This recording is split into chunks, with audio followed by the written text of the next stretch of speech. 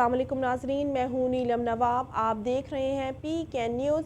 سب سے پہلے پنجاب سے خبر شامل کرتے ہیں۔ پنجاب میں IG کو تبدیل کر دیا گیا۔ محمد عامر ذوالفقار خان کو نیا IG پنجاب تعینات کر دیا گیا۔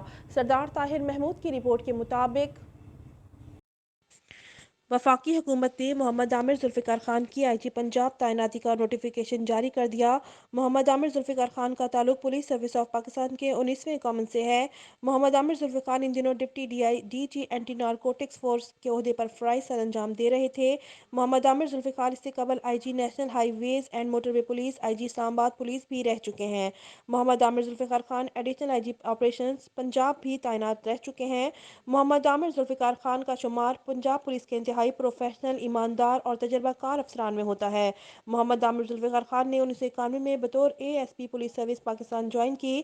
محمد عامر ذوالفقار نے DIG operations Lahore, RPO Multan, DIG CTD Punjab, DIG operations CPO Punjab کے عہدوں پر فرائض ادا کیے۔ محمد عامر ذوالفقار سندھ، پنجاب، خیبر پختونخوا اور وفاقی حکومت میں بھی فرائض سر انجام دے چکے ہیں۔